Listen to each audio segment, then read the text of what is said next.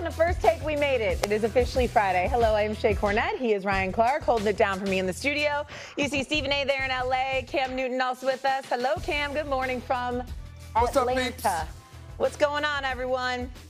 Good morning, peeps. How y'all doing? How you do? How you do? We're waking up. I got to be honest. What's going on? Last night, a little bit of a snooze fest, if we like points in the NFL. A little bit, but that's okay. Let's dive right into it. The Denver Broncos did become the first team in the NFL to nab 8 wins. That's great. After beating the Raiders at Mile High 10-7, was a defensive battle for the Broncos. They sacked Geno Smith 6 times, but their offense left much to be desired. Bo Nix threw 2 interceptions.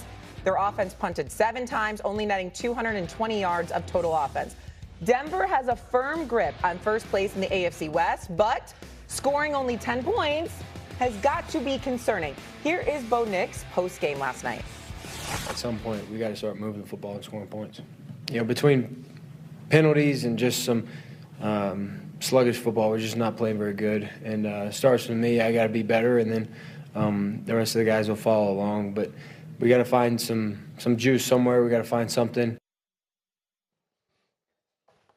Look, I know that the great Bill Parcells once says you are what your record says you are, but at 8-2, do we really believe that with these Denver Broncos? Absolutely not. And it's about the way that they win football games. When you look at Bo Nix, you even take last week versus the Houston Texans. This is a team that only scored 18 points, right? They get to 15 in the fourth quarter. He does have the big run to put them in field goal position, but you also have to recognize that they're playing against Davis Mills. And many people might point to the Cowboys game and say, oh, they scored 44 points. Also, Shay Cornett, Stephen A. Smith, quarterback by Cam Newton, can go score 44 points against the Cowboys. And so right now, we have to figure out who this team truly is.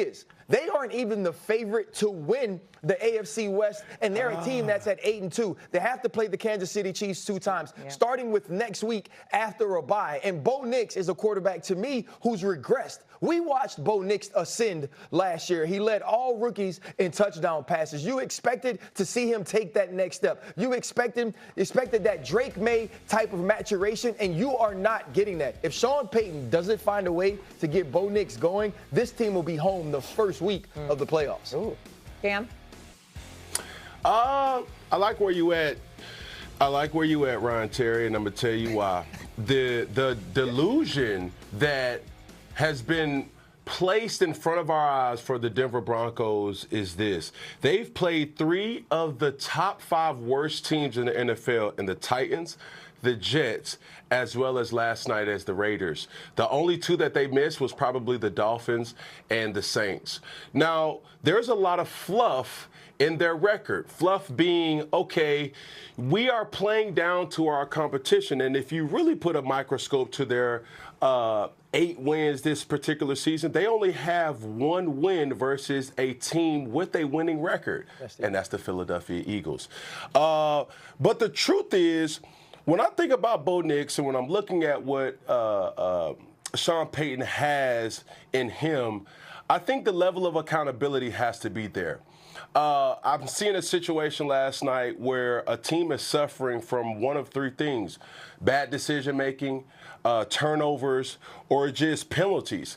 And Sean Payton kept some energy with Russell Wilson that I haven't seen him keep with Bo Nix.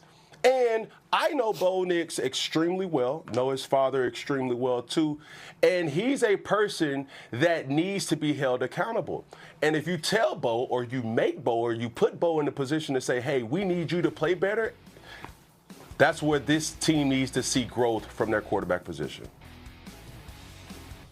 Hey, fellas, Shay, y'all all know over the last few weeks, I can't thank y'all enough for how much y'all have helped me, because I had the whole dental surgery and I was on the air looking like a chipmunk and all of that stuff. The reason why that's relevant to the point of this conversation is because I've been drugged up on pain medication because of the tooth surgery and all of that other stuff, and I've had a very, very difficult time sleeping over the last 2.5 weeks. I mean, it's been a nightmare. I can't get to sleep until last night. Last night, all that changed. Last night, all that changed. That's exactly what happened. All of a sudden, I was able to finally get some sleep, because I watched this Denver Broncos offense go 3 and out like 8 different times, punt the ball like 7 different times. And I said, my God, this looks atrocious. This is the leaders in the AFC West.